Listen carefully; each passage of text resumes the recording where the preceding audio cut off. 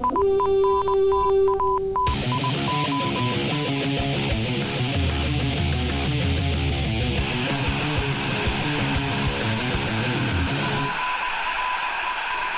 to Norse Code, the #1 podcast for your Minnesota Vikings. I am your host and producer. My name is James Pagoshnik. Thank you so much for listening. And on the other end of the tin can and string, we bring in Arif, the contributor to the Daily Norseman, amongst many other blogs. Arif, how you doing tonight? I'm good. How are you? I am doing fantastic. We have actual things to report on. We have a game to preview. We have all sorts of things to talk about. And the Vikings are about to try to end their long streak of post-bye losses. And I can't wait for Sunday to see if we actually pull it off. The couple things we want to just mention real quick. We are brought to you by the listeners. We have no official sponsors. This is not a show bought and paid for by Stamps.com or MeUndies. No matter how comfortable their stuff is or how comfortable the mattresses that are being sold on podcasts are, we are totally driven by you, the fans. If you would like to donate to our cause, you can do so at NorseCodePodcast.com and scroll down to the very bottom of the page and click the donate button. And help us out there. We also have a Patreon page. The link is, of course, on that website as well, and at the Daily Norseman show page. Now, you may be asking, why are we getting all this stuff immediately out of the way? It's because we have an excellent guest and a great show to get into. So, I would like to bring on our guest, Nathan Manickavasagam. Nathan, how you doing? How you doing? Doing pretty good, considering we're 1-4 coming off some really bad losses. I could be a lot worse off right now. Some bad losses. Some really bad losses. Well, before we talk about the Vikings-Chiefs matchup in particular, first tell us a little bit about yourself, and then also tell us a little bit about, I think this is kind of a surprising season for the Chiefs, so tell us a little bit, just generally speaking, why it's been so surprising.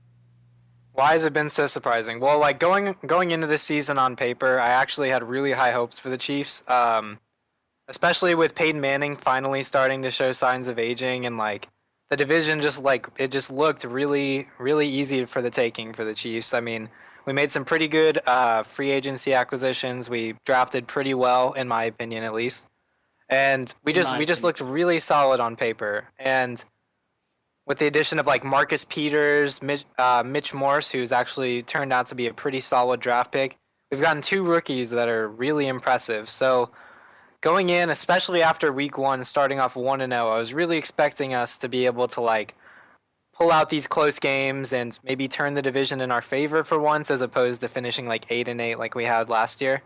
So I was really disappointed in the past few games where we ended up losing by 10 points to Denver, or 7 points to Denver on that Jamal Charles fumble. And, all of our games have been relatively close despite at one point in the game, we were looking very strong. And then, Andy Reid throws 5 screens in a row. And then all of a sudden they've got 2 touchdowns, and then you've still got the same score. So basically, it's just the Chiefs have been doing pretty well, coming out of the gates well, throwing 2 TDs to Travis Kelce in the first quarter, and then you won't see them do anything until the third quarter. So overall, just a disappointment in terms of what we expected. Minneapolis isn't necessarily known for its barbecue, so do you think the lack of delicious barbecue in Minneapolis is going to be enough to confuse and anger Andy Reid?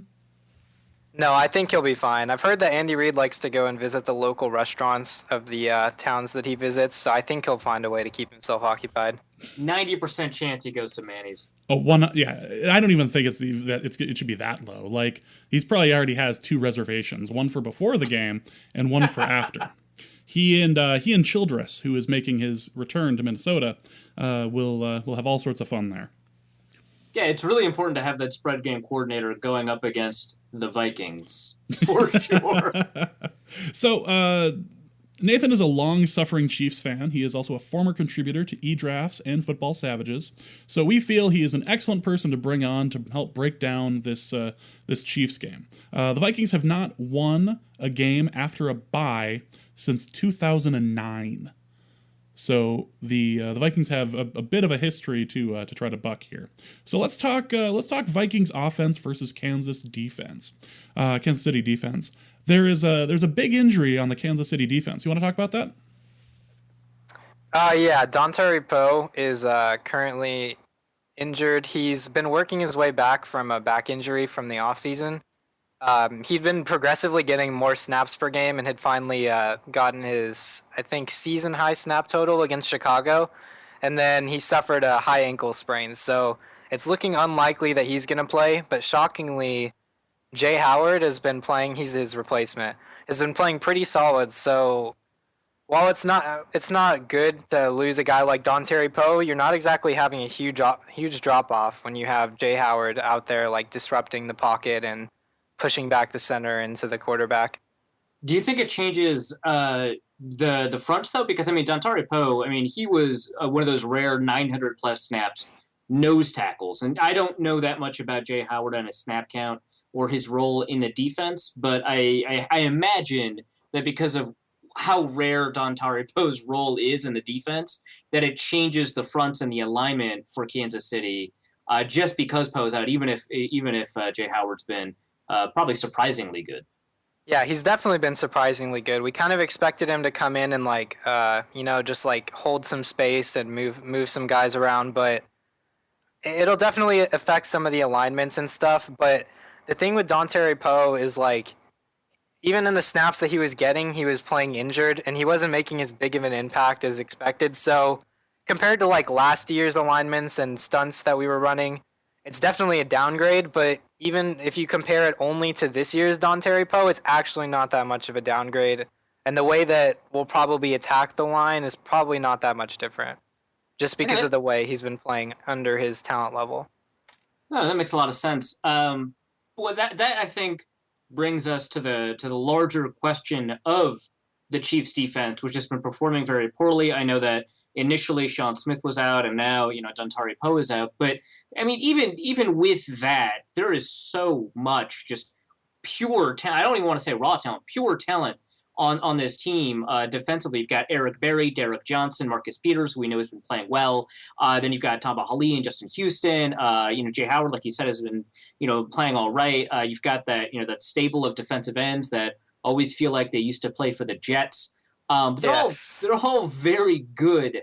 And individually, I can't see like a weakness. Going position by position on the defense, but holistically, and Sutton's a good defensive coordinator.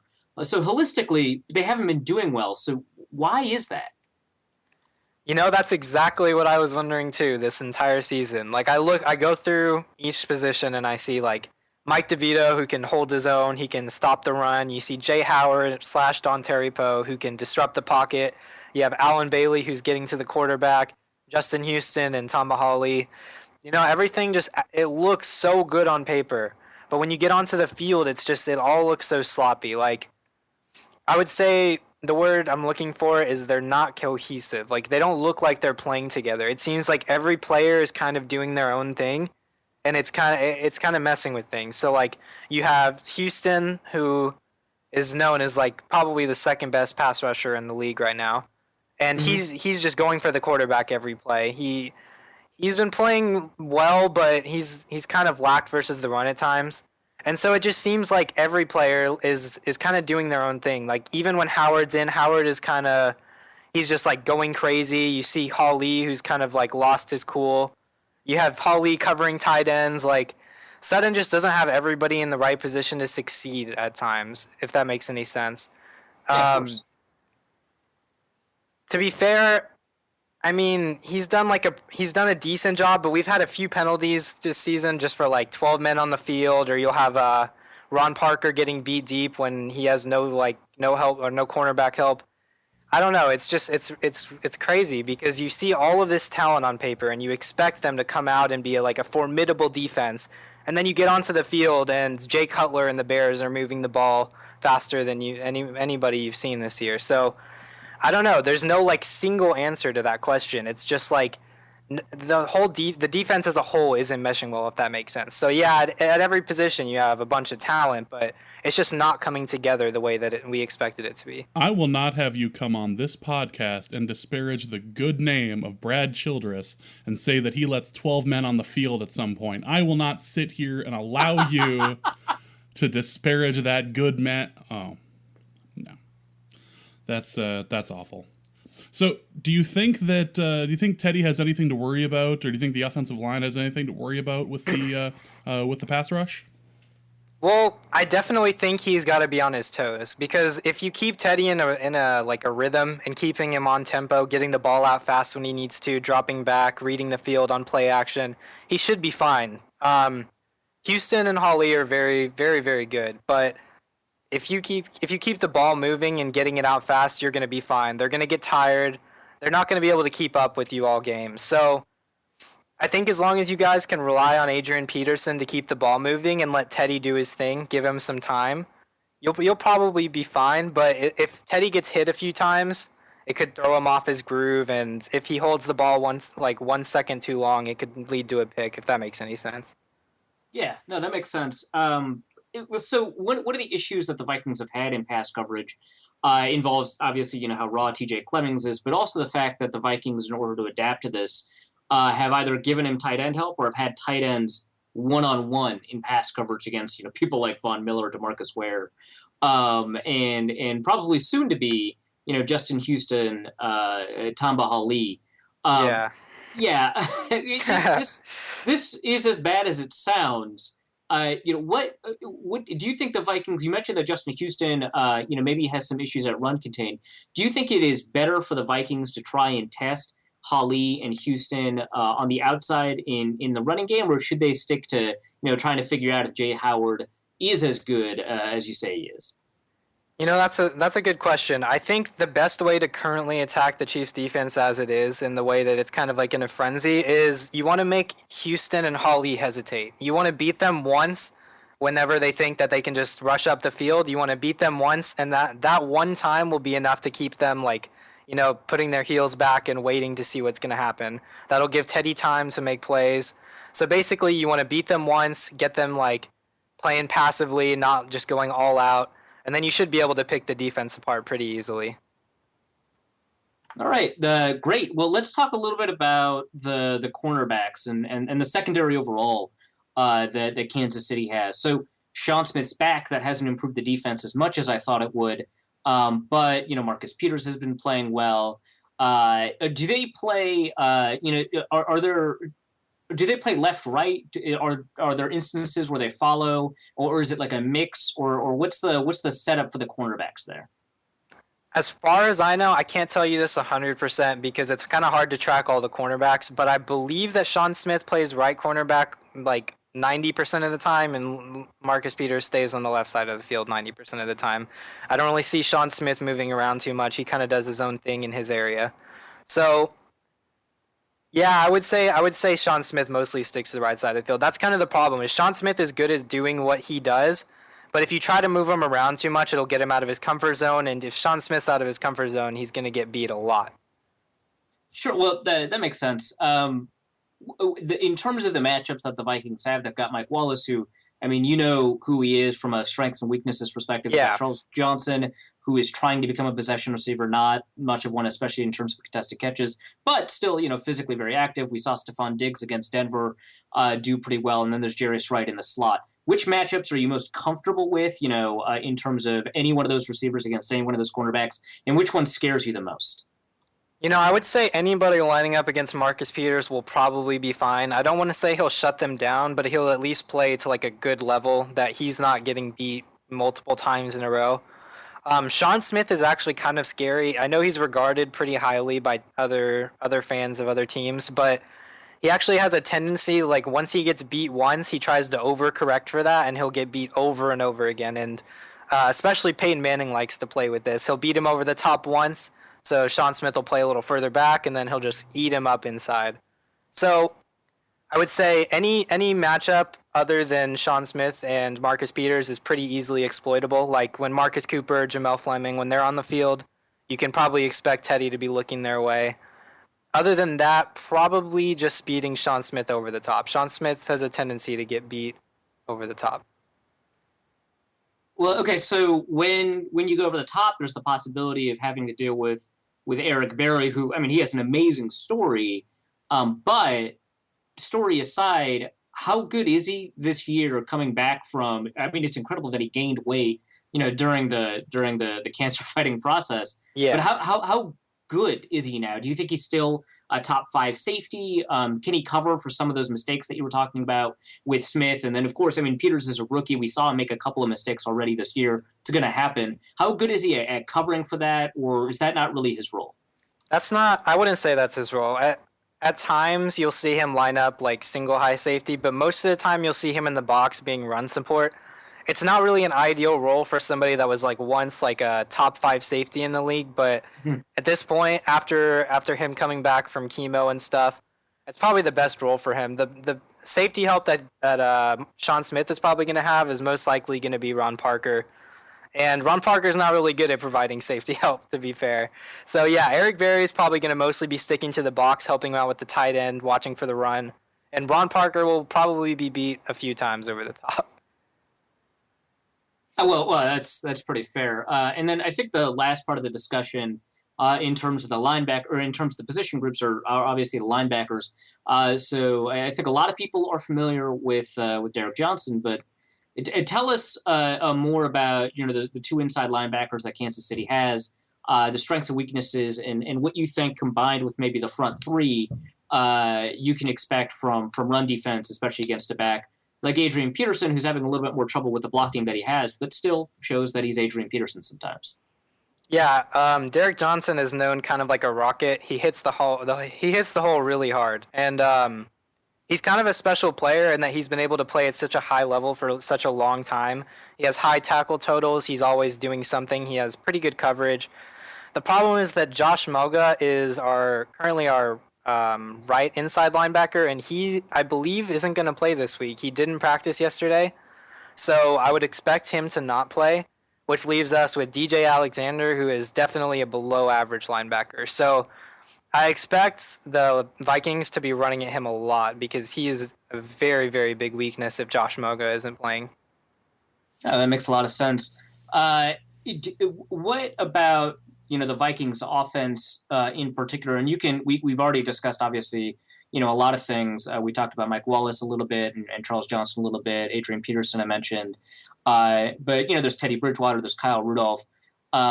First, I mean, he's a young quarterback that the Vikings are very, curious about. So we always want to know what outsiders think of Teddy Bridgewater. So first, talk a little bit about that. And then second, the thing that scares you the most about the Vikings offense.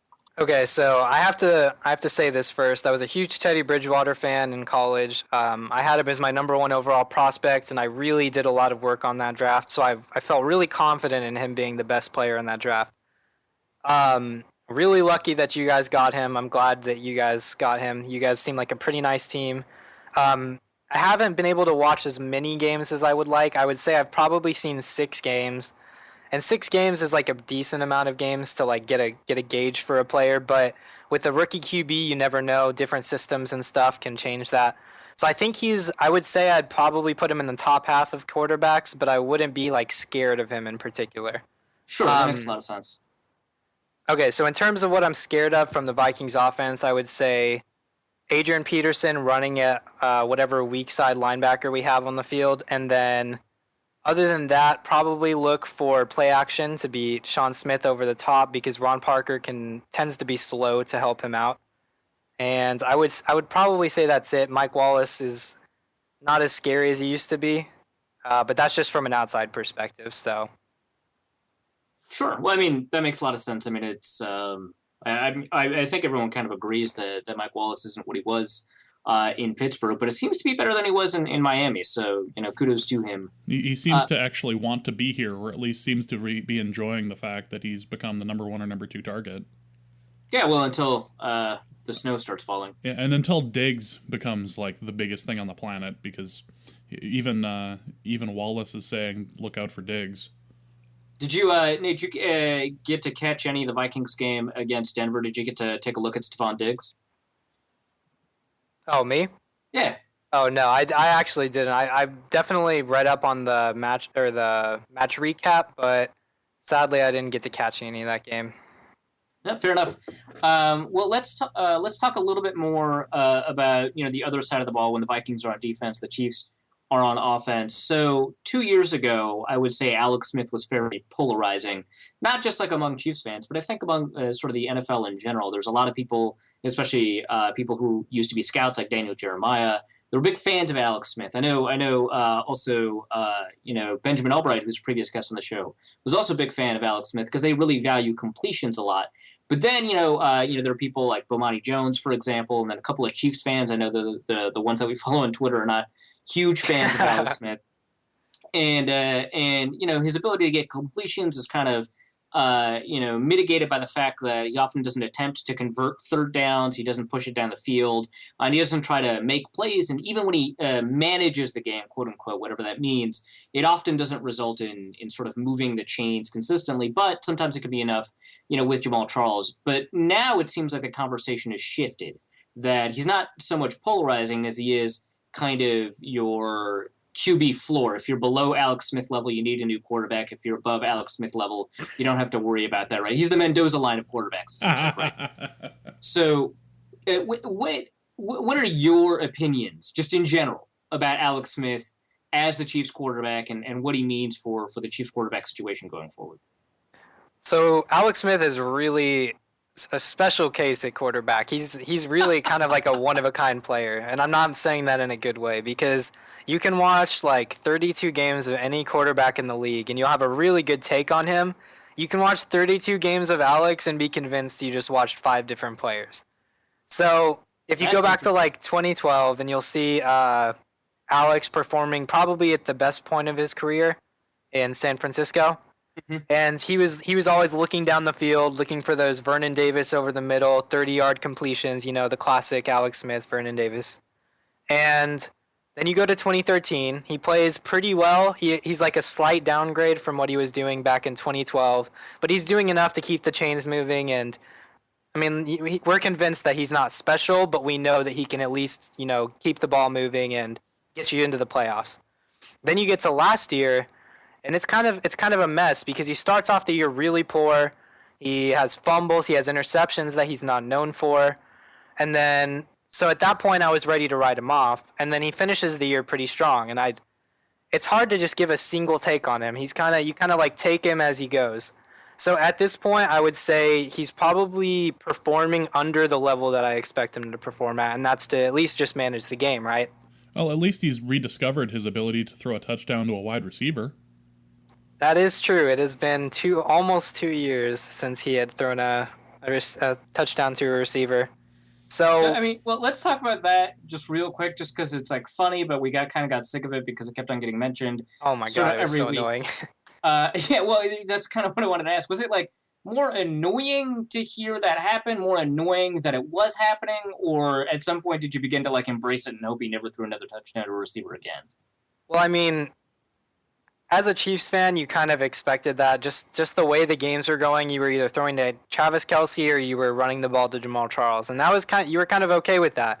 So when you see these stats about like, oh, the Chiefs don't have a wide receiver touchdown, well, I mean, why would you when you have Travis Kelce, one of the best tight ends in the league, and Jamal Charles, who is, in my opinion, the best running back in the league? Mm-hmm. So I mean, week to week, you don't expect a wide receiver to get a touchdown, but at the same time, you see those stats that are like, oh, the Chiefs haven't thrown a touchdown to a wide receiver since 2013 or whatever, and you kind of just want them to throw a touchdown so everybody will shut up about it.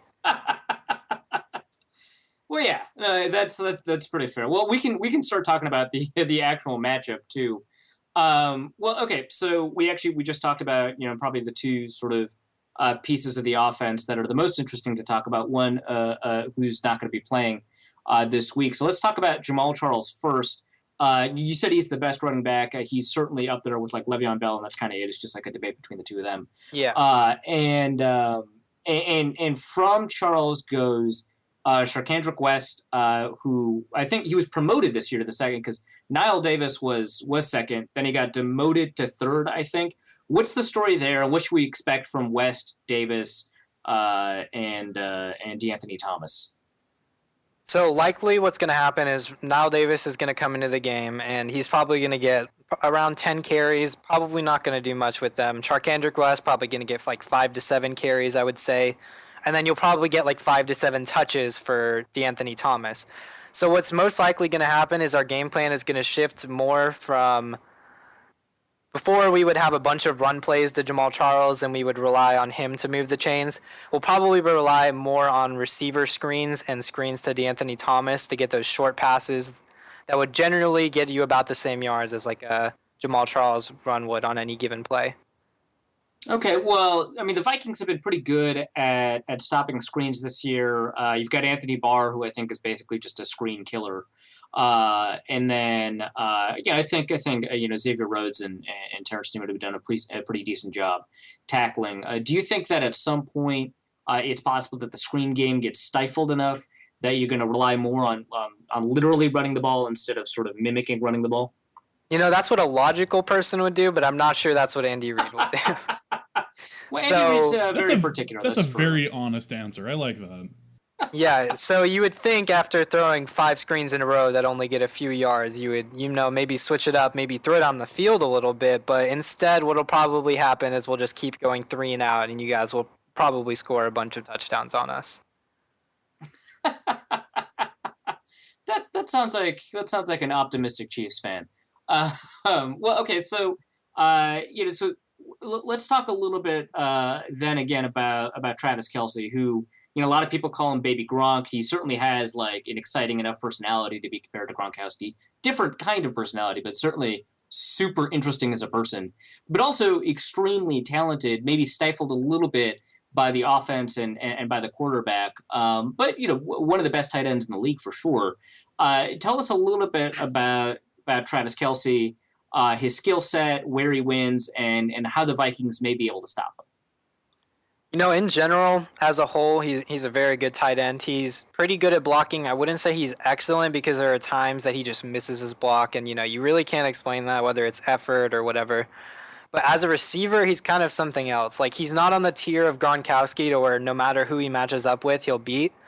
But he almost has the speed of a really good receiver. He almost has the size of a Gronkowski that can catch over everybody. So he's kind of like a mix of the two. He's got enough speed to beat you if you put him up against a slow linebacker, and he's got enough size that he can take you one-on-one if you just put a corner on him.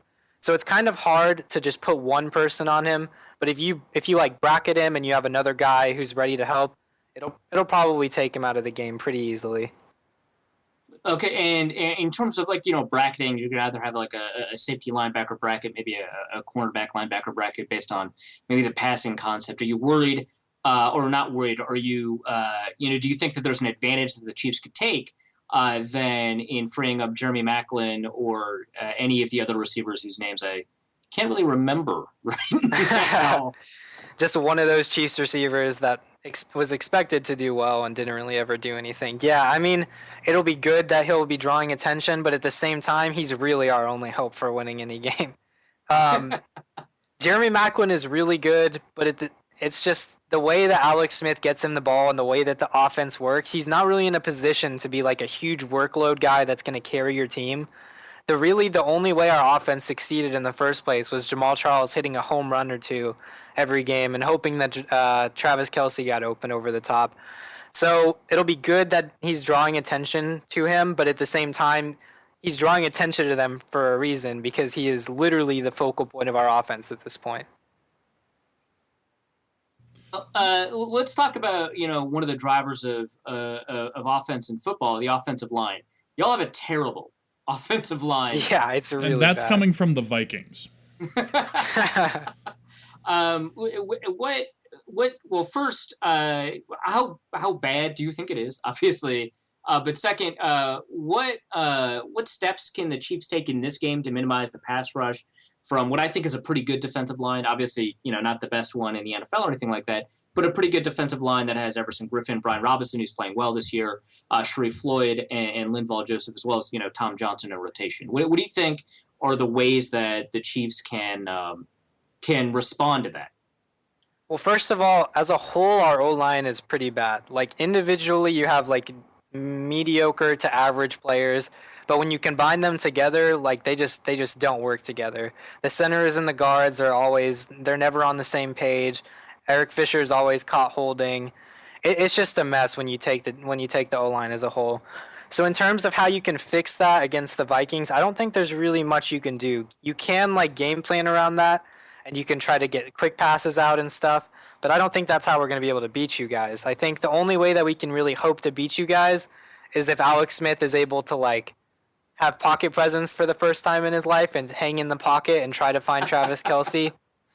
Other than that, the only way that we're going to win is if we get some fluke plays to Jeremy Maclin or something. Sure. Well, Mitch Morse I thought was interesting as a pick. And is he currently playing center for the Chiefs? Yeah, he's currently playing center. He's actually performed way better than I expected to. I didn't even know who he was going into the draft, and we came out with like a pretty solid center, I would say. Yeah, he seems to be playing pretty well. I think I was confused when they picked him. I think they picked him in the second round. No, third round. Well, third round. Okay. Third round, yeah. Okay. Well, that's better. But so he's been playing pretty well. But do you think, aside from his ability to just literally just block the person in front of him or execute his run blocking assignments, do you think that as a rookie there are some communication issues between him and the rest of the line? I know that Ben Grubbs, he used to be pretty good, but he's a veteran that should have a handle at least on his assignments. Do you think that him being a rookie has caused some of the confusion? Yeah, I definitely think that. I mean, individually, he's definitely played really well. The problem is like the communication with him and the right guard has been really poor. Whether it's Zach Fulton or I just call him LDT because I have no idea how to pronounce his name. Basically, whoever's been playing right guard has kind of been screwing him over because individually he's doing well. Like he's keeping the guy in front of him. But when it comes to those like double teams or plays where he has to rely on the right guard hitting his block to go get his guy, it just never works. So it's kind of holding him back from really taking another step into becoming like a really good center. Every team that has let Jeff Schwartz walk away has had a bad O-line. That's all I'm saying. That's a terrible, terrible omen. It really is. So what the matchups on the other side of the ball? So you got the Vikings cornerbacks. I already mentioned them. Linebackers, not just Anthony Barr, Eric Kendricks, and then whatever's going to happen with the other linebacker position. Chad Greenway probably we're not going to see a ton of him. Maybe Audie Cole, probably not. And then you've got, like we've already mentioned, the defensive line. Then there's also safety Harrison Smith and other safety yet to be named. What matchups are you most excited about from a player to player matchup perspective, and what matchup do you think is going to cause the biggest issue for the Chiefs offensively? Probably the hardest matchup for us is going to be Sharif Floyd destroying our interior D line. If he can just get our right guard off of his like safety zone, then he'll really cause some trouble for Alex. Any pressure that gets to Alex in the center basically equates to Alex scrambling out to the right side and getting 1 or 2 yards every single time. So basically, anytime you guys can get interior pressure, that's pretty much the play is over and we're not getting anything out of it. So I'm really worried about that. Alex is going to be getting a lot of rushing yards, but it's not going to help the team move the ball.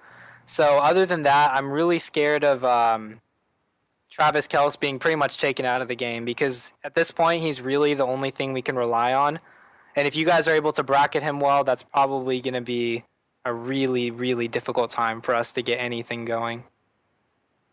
Boy, it sounds like Alex Smith is sort of like a baby ponder at this point, and just if you end up just getting any point of attack on him, he's just going to end up scrambling and won't know exactly where to throw, but he will throw it forcefully in one direction. It might not be toward a receiver, but it will definitely be thrown. That's for sure. Maybe that's why Childress seems so at home there. Well, certainly the logical conclusion of ponder, maybe the opposite of a baby ponder, but definitely along the ponder spectrum. He's not far off the ponder tree. Yeah, that's probably the best way to describe him. He's not too far off the tree. Well, all right. So the Chiefs, matchup aside, the Chiefs have a bunch of players that they've drafted this year and last year that I'm interested in that I want to get your take on. We've already talked about Mitch Morse, but players I'm also interested to hear about a little bit more in depth or at all that I had my eye on, either because their metrics were interesting or because they themselves were interesting when they played in college, are probably in order Chris Conley, athletically kind of this freak, and he's seen the field a little bit. Aaron Murray, who set records probably for Georgia for the SEC, but he's like tiny. And then Marcus Peters, who we talked a little bit about, but I just want to hear more about because he's the one that got away. Okay, so first let me just talk about Aaron Murray. He's probably never going to do anything. As sad as that is, and as hopeful as I was going in, he probably won't see the field for a really long time, whether it be for us or another team that after we get rid of him. Is he like a Kellen Moore, kind of like he's going to be a backup for a long time, but he's just not fit to actually play? I think that's his ideal role. I think he's best suited as like a number 2 that you sign because he has experience and he knows how to run an offense. And I think that's probably how his career will end up. You never know if a team wants to take a chance on him being a number 1. I personally wouldn't at this point. He's nothing special. So has he played poorly in the preseason then? I wouldn't say he's played poorly, but if you don't really like shine in the preseason, how can teams expect you to do well against like starters and stuff during the regular season? Right. If you're not a man among boys, among the third string, then yeah, exactly. When you're throwing, that makes sense.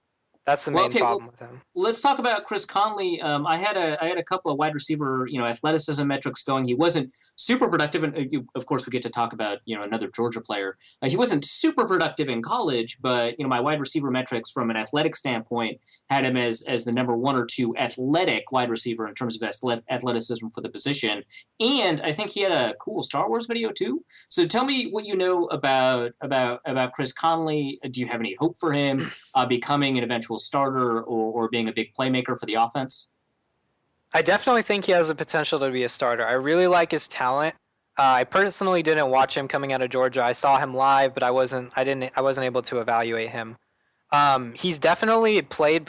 I would say he's played pretty well in the time he's played. He doesn't get a lot of production, but I don't blame him for that. There's been a lot of plays where you'll see Chris Conley open, but Alex Smith is running into the sideline for no reason. So it'll be hard for him to ever take that final step to like becoming a true starter because he's not really getting the opportunity to in the times that he's doing well. Yeah, he gets open, but Alex isn't getting him the ball is the main problem. Oh, that makes a lot of sense. I think we've seen a couple of instances of that here in Minnesota. We should probably just trade a second-round pick for a quarterback. I'm sure that'll turn out well. Well, let's talk a little bit about Marcus Peters. The first pick that the Chiefs took in the draft. Debatable number 1, but he had maybe character issues coming out. Kicked off the team, but his coaches gave him like a positive recommendation to draft experts. So kind of a confusing character evaluation, but kind of a great corner. But also he didn't test extraordinarily well in the combine. So there's a lot of pieces to the puzzle of who Marcus Peters is. Tell me sort of what pieces matter, what pieces don't, and what makes him so interesting and why he's a contender for Defensive Rookie of the Year. For me, when it comes to character issues, I don't really have a lot of access to that information. So when it comes to taking a player that has character issues aren't a problem until they are. And it was definitely a really big risk taking him in the first round. But when you have that kind of talent and you see him falling, I just don't know how you pass on it. Like his metrics weren't that good at the combine, but personally, I haven't found a huge correlation between combine success and cornerbacks doing well in the NFL. It generally just takes practice and a good situation for them to succeed. And I think he got drafted into a perfect situation where he actually has the chance to shine. And he's definitely done that so far. Okay, so do you think that do you think that his success so far has been in part because of what you would call maybe raw talent, or has he been actually really technique sound, or is it just because he's really instinctive you can never really separate instinctive from studies the film well or what do you think is the basis for his early success so far? I would probably say it's raw talent because, as I said earlier, the defense isn't meshing well as a whole, but he's kind of been like the bright spot on the team. He's held his own pretty well despite other people, failing in their regards. So I would attribute most of his success just to pure talent. And I don't think that was ever really the question with him. He was always known to be a great corner coming out. It was just the character and the metrics, you know? Yeah, no, that makes sense. Fair enough. The Vikings have had issues with backup running backs in the past. Kind of weird, but true. Uh, there's probably a committee approach, like you said. Do you think that there's a chance? I mean, because I think that there's basic physical talent, all across the running back committee that you'll field. Whether or not there's running back talent, that's maybe a different question. But do you think there's a chance that because it's a committee that there's an opportunity to confuse or catch the Vikings defense off guard? I mean, it's a pretty young defense. Yeah, I definitely think there's a little bit. You kind of have to look at Nile Davis differently than you do Charkandrick West or whoever else is going to be eating the ball. Mm-hmm. If DAT is in the backfield, D'Anthony Thomas. If he's in the backfield, you're looking at a really shifty guy that you're not really sure where he's going unless it's that terrible jet sweep that we do that always gets destroyed. And you have Nile Davis, who's going to hit the hole really hard. He doesn't know if it's the right hole, but he's going to hit it, and he's going to go hard. And then you have Charkandrick West, who's more of like your typical running back, I would say, compared to Nile Davis. Mm-hmm. He'll probably look like your more traditional running back. So the only thing I would say is that you have to watch out for, really, between our backs is if you let Nile Davis get a little bit of a lane, once he gets into the open field, you're not catching him. He's going to hit you hard, and he's going to run past you. Yeah, I think he's a Bill Barnwell speed score superstar, so that kind of makes sense. And then, final question in terms of the matchup itself, unless James has more, obviously. So one player we didn't actually talk about that is probably the best player on the Vikings defense, Harrison Smith, currently number one in Pro Football Focus's rating. If that means anything to you, to a lot of people, it really doesn't. Might even mean the opposite. But I think everyone agrees that Harrison Smith is very talented and that he's also a top 5 safety, where he ranks in the top 5, up to debate, whatever. What kind of impact do you think that he'll have based off of what you know about the Chiefs offense, the way that they deal with safeties, either as blitzers, strong safeties, or free safety, which is something that all 3 roles Harrison Smith has played?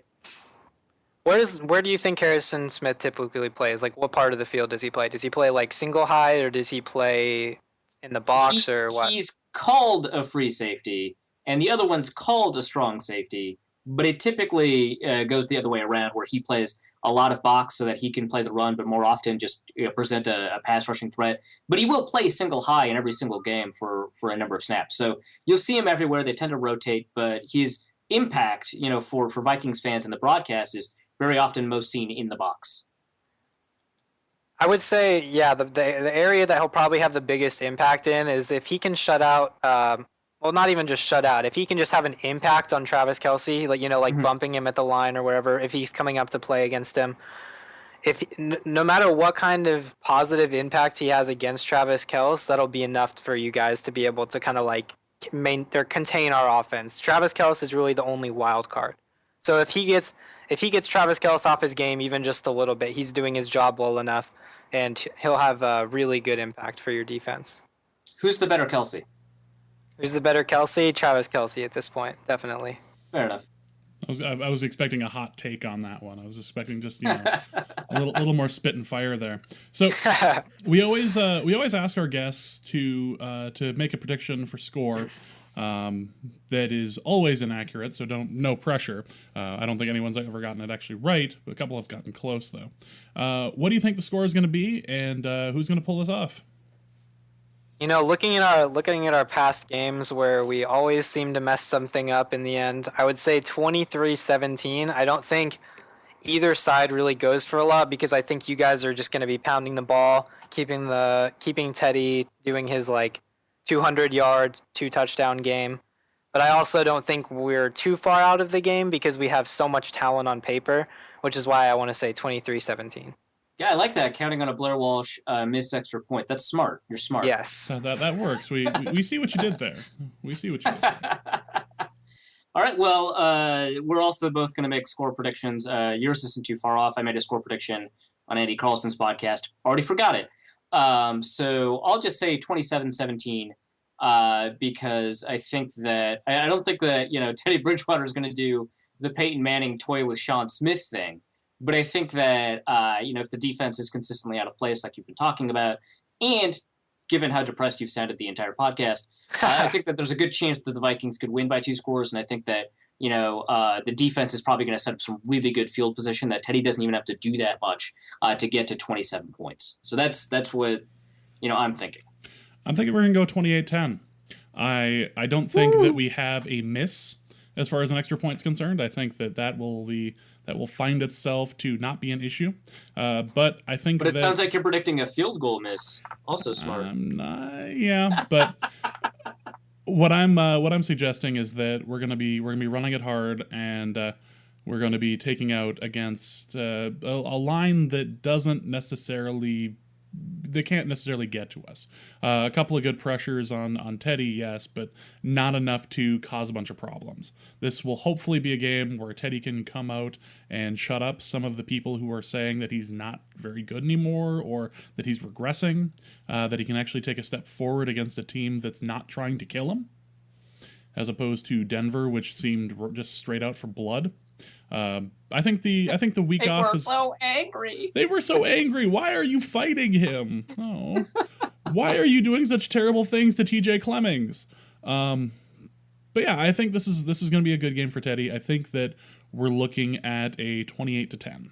I think the Vikings pull this off and break the streak. Awesome.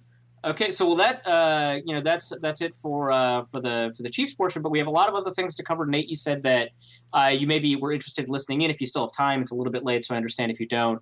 But we're going to talk a little bit about daily fantasy, which you're at least moderately interested in. So if you stick around, of course, you can butt in whenever you want, and either ask questions or contribute your own opinion to whatever it is that I'm saying, which is probably wrong anyway.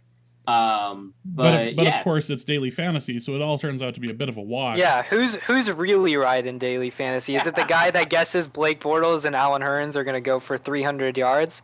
Or is it the guy that puts Calvin Johnson in who gets 2 points? Exactly. It is really hard to separate process from outcome because process means you lose $200 and outcome means you gain $1,000. So especially if you work for either DraftKings or yeah. So as it turns out. But we're here to talk about tips, tricks, and ways to make your cheating overlords weep. Arif, what do you got? Well, first, actually, there's another daily fantasy controversy, which is awesome. This one is a little bit less interesting than I think Twitter's making it out to be.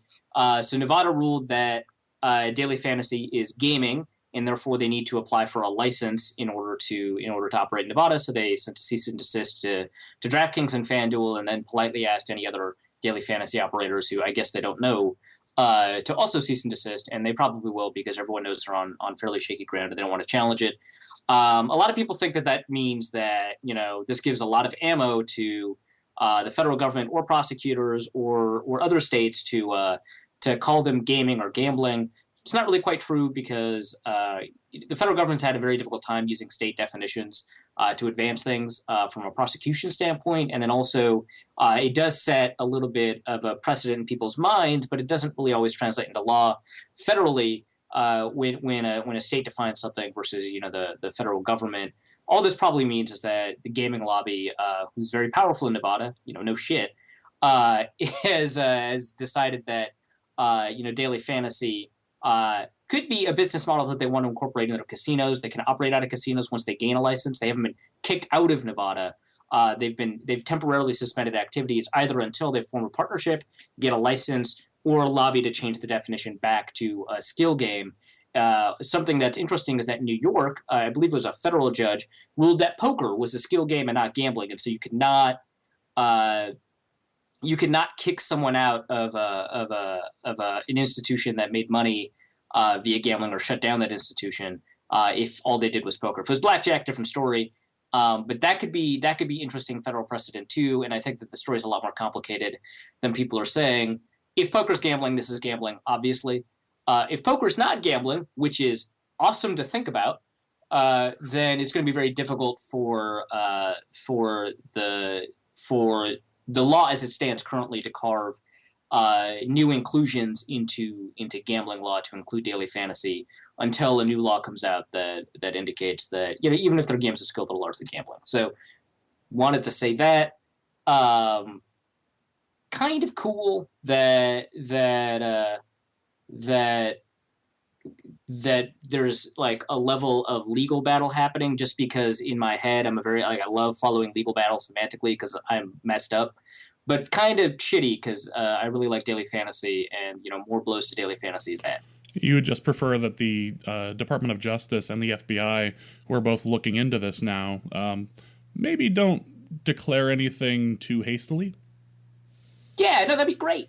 That'd be great. Like, if you guys could not do what you did to online poker and just kill it in one fell swoop, that would be super. Yeah. No, the way that online poker just died was annoying. Yeah, being Dusty's friend when that happened was trying, and I love Dusty to death.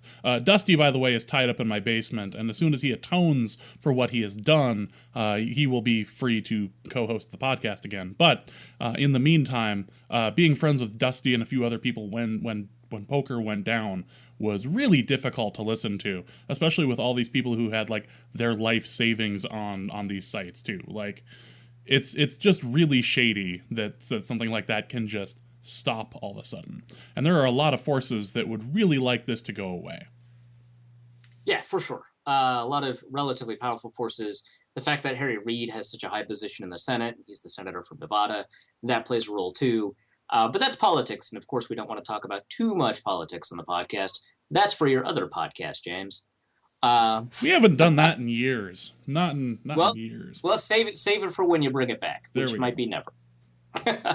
Well, real quickly, if you're willing to play daily fantasy, we've got some tips and tricks. If not, skip to the mailbag because you're not listening to this live. So why would you listen to something you didn't want to listen to? The different sites, obviously, they have different pricing, and so some players are gonna be good for some sites, especially for DraftKings. They're a little bit slow to update their pricing, especially in response to injuries, and they award more points for reception. So you're going to have uniquely good players there versus in FanDuel. They're a little bit quicker to update pricing. For example, Sharkandrick West, not a steal in FanDuel, but kind of a steal in DraftKings if you expect him to get a little bit more volume than our guest Nathan indicated. That's kind of up to you.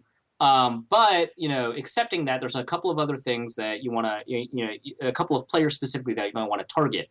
There's obviously high-priced players. There's a lot of high-priced players. There's, Aaron Rodgers and Tom Brady and a bunch of, there's like Le'Veon Bell, Julio Jones, who you can't play because it's already, Thursday's already happened, and congratulations for not playing him. He didn't get a touchdown. But the three high-priced players on DraftKings that I want to take a look at right now are Matt Forte, who's been remarkably consistent over the past couple of games. He's playing against Detroit, who's not necessarily bad or good from a DVOA perspective against running backs, but they tend to have a little bit more trouble with receiving running backs. DraftKings, again, points per reception, so you get a little bit more of a bonus. Matt Forte is very good, with that. And even if Alshon Jeffrey is fully healthy and ready to play, it sounds like he may not be. A lot of the offense is going to run through him anyway. So he's a high-priced player. I like Tom Brady versus Indianapolis. If you think that revenge games matter, obviously they're just going to pour on the rain.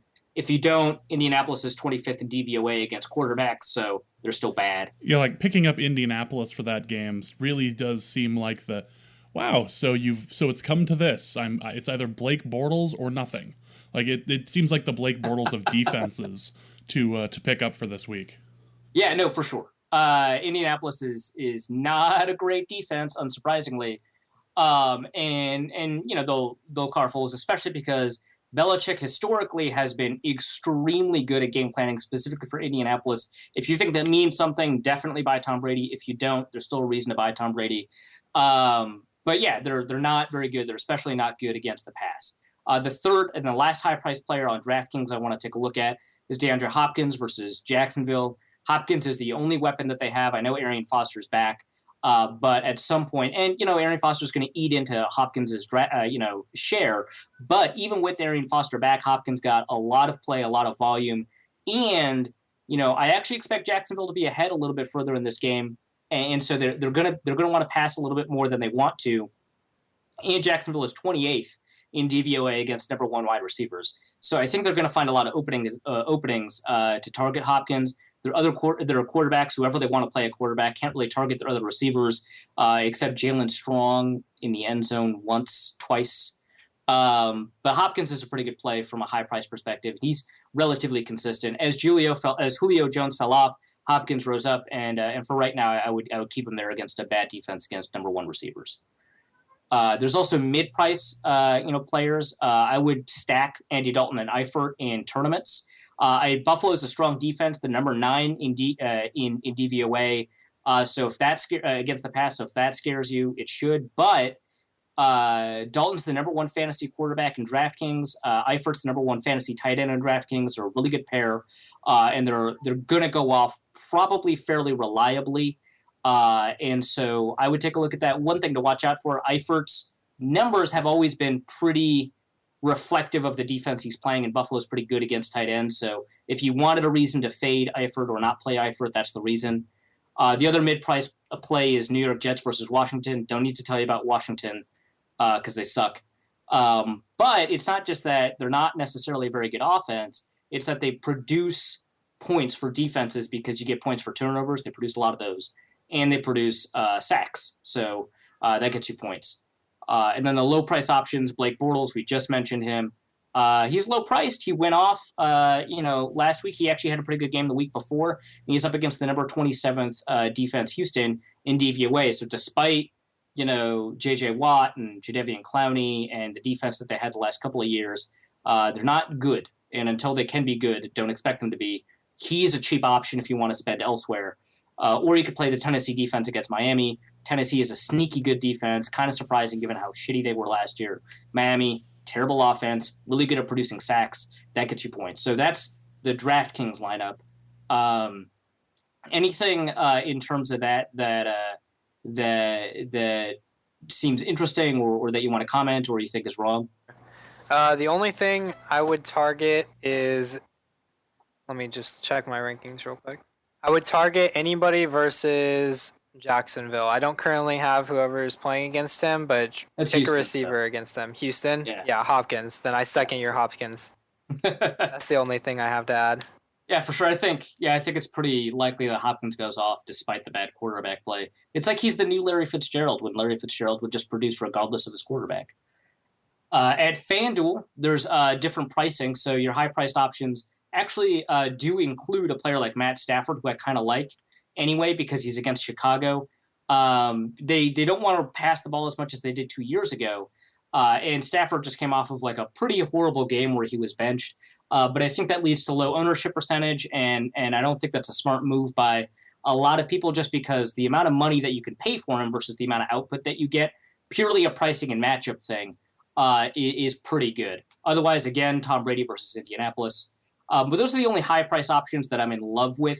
I played Devonta Freeman in slates where I was allowed to play Thursday games. Obviously, that worked out pretty well.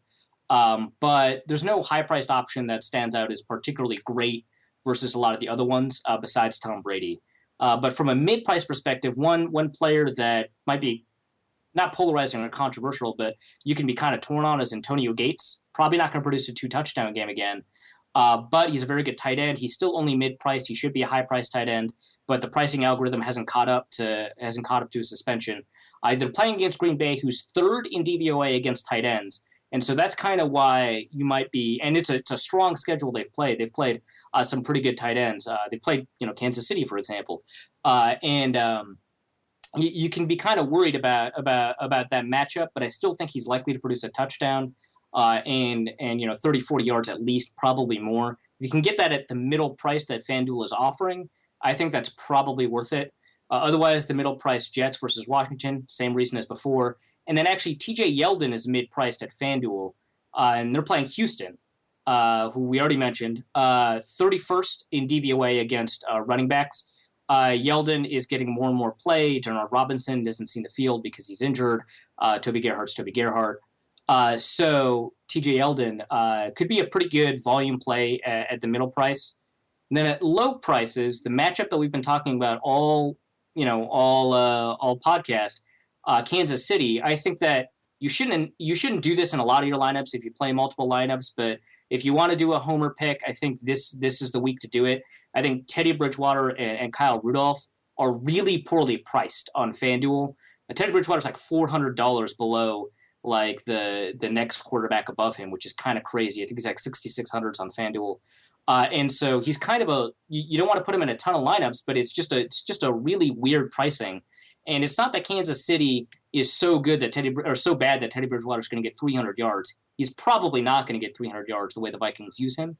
But there's a good chance, especially with the field position that they'll get, that he'll produce enough points to overcome sort of the really low pricing that he's gotten. So that's a really interesting stack. We talked about stacks on previous shows where you can increase your likelihood of winning in a guaranteed prize pool by upping your volatility by pairing players together. And so I think Teddy Rolfe as a stack makes sense. If you think Wallace is going to get a lot of snaps, he's also priced pretty favorably too.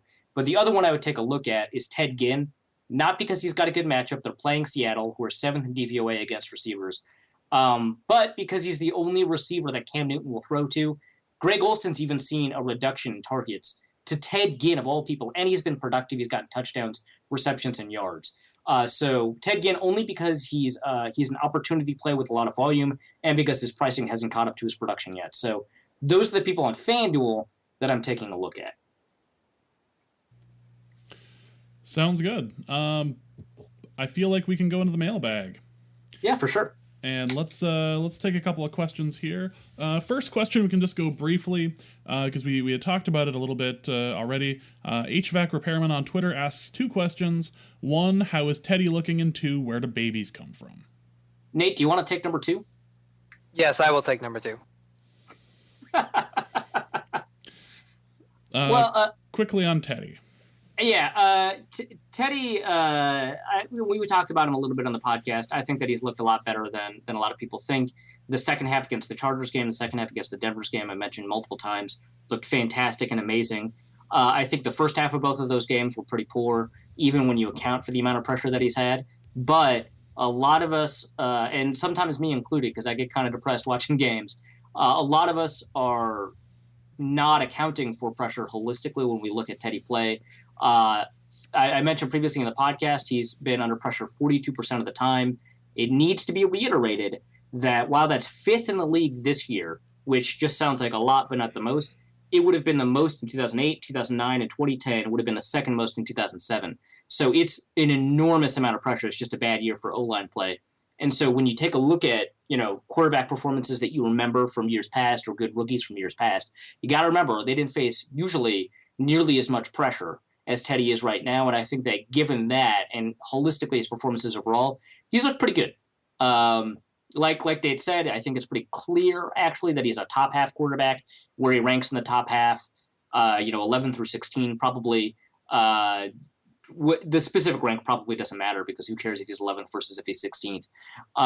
But yeah, he looks all right.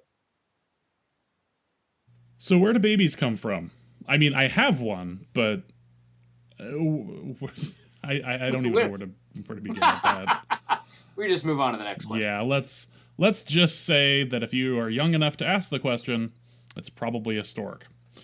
And we can move on to OPM on Twitter, who asks, who sits if all 6 wide receivers are healthy for Kansas City? I was going to say Frankie Hammond is definitely the 6th wide receiver that's sitting. Assuming all 6 are healthy. Sure. On the Vikings side, if all 6 wide receivers are healthy, it's kind of crazy. We have both of those have all 6 receivers. Norv mentioned that he was willing to activate all 6, in which case we'd have to deactivate someone else, maybe the fullback. But who knows? If he activates all 6, then there's your answer. If not, that's a really interesting question. If Marcus Sherrill starts taking kick returns, you can deactivate Cordell Patterson and then cause like a whole new wave of Vikings angst across Twitter and the blogosphere. So that will be fun. All sorts of questions of, so he must be planning a trade while he's working, right? Like that's what's happening with Patterson, right? Like that's why he's inactive, so we can have 6 other wide receivers. Yeah. I'm just envisioning Sunday's tweets of, so the inactives are out. There goes Patterson. Jeff Johnson on Twitter asks, with Hodges gone, what are you watching for going forward in terms of lineup / depth chart / formations or etc. at linebacker? Well, as we covered a little bit with Nate in matchups so far, not necessarily a great test of the linebackers, except for the potential confusion caused by like a running back committee. Of course, you want to be able to do things like kill those screens, and linebackers are a pretty big part of that, but not a great offensive line. We talked about that a little bit. All pro fullbacks, so if they can deal with Anthony Sherman, that'll be interesting. But not a bunch of great running backs to test themselves against. Tight ends, if you've got Anthony Barr and Travis Kelce, that would actually be a pretty great matchup just to watch. But if they bracket him, maybe not as much of a evaluation opportunity. So in terms of the depth chart, I'm expecting it to be Greenway, Kendricks, Barr, but at some point we might see a 3-3-5 like we have in the past couple of games. In which case, that's a nickel formation for the Vikings, obviously, because it's got 5 defensive backs, and that usually means Chad Greenway is not one of the 3 linebackers. There's a good chance that Edmund Robinson's going to get activated. Mike Prefer talked about that a little bit, and George Edwards talked about that a little bit. That Edmund Robinson might be activated. That would certainly be interesting, and he can play either Greenway's role or Anthony Barr's role. He seems like more of an Anthony Barr guy to me, but we'll see. But I would like it if Audie Cole took over the middle in 3-3-5 and Eric Kendricks took the will linebacker position that he seems to be groomed to take over in the long run for the Vikings and take over Greenway's spot. But I don't know if that's what's going to happen. I think we're going to see less 3-3-5 than we've seen in the past. You're going to see a lot of 4-2-5 with Barr and Kendricks, and a lot of 4-3 with Barr, Kendricks, and maybe Greenway. Kind of depends on how that's going. Sidetrack question, and I realize that this wasn't submitted, but I'm the host, and I feel like I can ask this sort of thing. Do you think that Audie Cole fully takes over for Greenway after this next season? Well, it would be Audie Cole taking the spot on the roster or spot on the depth chart, but I think Audie Cole would play the middle linebacker if they don't draft someone, hint, hint, Miles Jack, and move Eric Kendricks outside of the will position, where I just think he's great at the will position. I've talked about this before, and it just seems like he could take over for Greenway, do all the things Greenway is good at, but better, and then also do the things that Greenway is bad at a lot better. So I think that if they don't grab a linebacker early on or find a solution at linebacker to start, I think Audie Cole would take the middle, and that bumps Kendricks outside to take over for Greenway. CC Norseman, or CC Corpseman, depending on the year, or depending on the time of year anyway, asks the question on Twitter: who will get more receiving targets this week, Mike Wallace or Stephon Diggs? That would be so funny if that ends up being like a thing. If Mike Wallace is healthy, Mike Wallace. It's completely dependent on Mike Wallace's health. Sounds like there's a good chance that he'll play, which I was actually kind of pessimistic about early in the week. But if Mike Wallace is there, I think he'll get more targets just because he'll get more snaps on passing downs. Judd Zolgad Hoodie asks, how much of a stake does Arif have in FanDuel, and does he really bathe with Perrier water only? That was one time.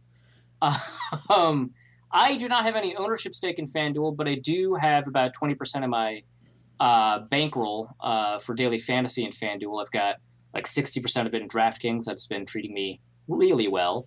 And a lot distributed to various other sites like DraftPot and Fantasy Aces and Drafter Pass and what have you. Are you playing the Montana game yet? The Montana Daily Fantasy? I think you have to be a resident of Montana, which is such bullshit. I would love to play the Montana Lottery Daily Fantasy. Have you heard about this, Nate? No, I haven't. Yeah, the state of Montana, their lottery has daily fantasy. How does that work? It's basically just pen and paper daily fantasy, where I think they give you the prices, and then you just like fill it out at a gas station or something, and then submit it. Oh wow! Yeah, it's just the same thing. It's crazy, and the fact that it exists just amuses the hell out of me. But yeah, it's a thing, and I feel like it wouldn't be terribly difficult to like fake residency in Montana. Like there's a lot of space. Like, I feel like we can make this a thing. You might have to pay property taxes for like a week or two, but I think we can get you in Montana. It'll be fine. I got a guy who lives there. We'll figure it out. I got a guy. I got a guy. It'll be fine. Next question from Isaac Huntley on Twitter, who asks, still early, but at this point, would you think that the Vikings are better off with Barr over Mack?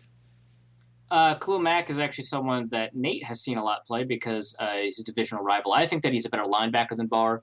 From a schematic perspective, Barr might fit what Zimmer wants to do a little bit more. But, I mean, Barr's a really great linebacker, and I don't think it's an insult to Barr to say I think Mack would help the defense a little more. But Barr's development curve this year has really surprised me. He's playing really well. So, I mean, I could just be wrong about that. But I still think Mack is probably a better linebacker, even when you account for the schematic switch that it would take to put him into the Vikings defense. Nate, what is your opinion on Khalil Mack? He's been really good. His stats haven't showed, as you've probably seen all over Twitter, that doesn't have it. Does he have a sack at this point?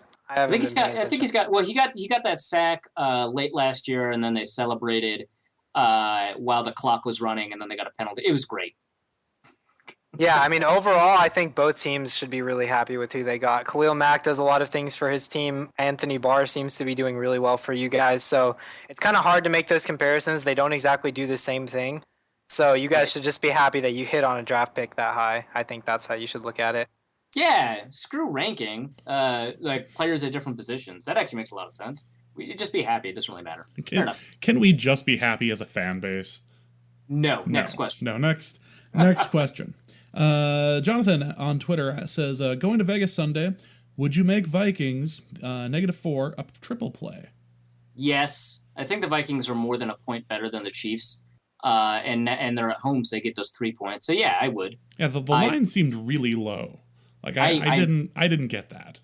Yeah, I might have taken advantage of the line that I saw. Maybe. Tim Clark asks. Tim Clark from the Norseman asks, who should start at safety, and will they sub out Adrian Peterson for pass protection plays? Who should they start at safety? I have no idea who they should start at safety. I would be okay if they put Sendejo back out there. Not because he's necessarily better than Blanton, although he probably is. That's why he won the starting job 2 years in a row. Late last year. But, I mean, it doesn't really matter. I don't know if Exum's ready yet. They talked today as of this recording, so Thursday, a little bit about potentially promoting Anthony Harris from the practice squad. I doubt it's like we should promote Anthony Harris from the practice squad and then start him. That makes no sense. But Exum, it just sounds like he doesn't really have a handle on consistency and or understanding the defense. And if he doesn't, then he shouldn't play. This would be a good game for him to do that because, as we've talked about on the show, it's not necessarily an all-world, offense that they're playing against, but it's got enough tests to really take, a good look at how good a safety is because you have to be aware of the screen game. You have to be aware of the different kinds of plays that the running backs can make, and you have to be aware of Travis Kelce. So I wouldn't mind if they played Exum, but you don't really get practice games in the NFL. There's only 16 games. So I would expect and would rather have Sendejo play. But, I mean, it's pretty clear that the Vikings aren't happy with Sendejo or Blanton at this point. Otherwise, one of them would be a consistent starter. Totally agree. Last question. Tommy Gunn on Twitter asks, if guaranteed a playoff spot, would you rather deal Charlie Johnson or sign Chris Cook as a starter? Oh, man. So I assume this means Charlie Johnson at guard or Chris Cook starting at cornerback. Yeah, I'd actually rather have Charlie Johnson. I thought that he was merely a below-average guard who got a lot of flack for as if he was like the worst guard in the league, and I think that wasn't happening. It's not that I dislike any of the guards that the Vikings have. I think Mike Harris has been playing excellently. I think Brandon Fusco's going to figure it out because he was such a good guard 2 years ago before he got injured last year, and Charlie Johnson's not going to play center, so we don't have to really worry about that. And I don't want to kick Mike Harris out to tackle because he's playing so well at guard. But I'd rather have Charlie Johnson at depth, and if I have to start him, I'd rather start him than have Chris Cook play over Terrence Newman. So, yeah, if the Vikings get a playoff spot and they have to play against a team with a really good pass rush and a really good receiver, I'd rather have the really good pass rush deal with Charlie Johnson, who's only going to make a mistake every 8 or 9 plays versus Chris Cook, who's going to make a mistake every 3 or 4 plays. I just can't imagine having a playoff team have Chris Cook starting. I just don't see that.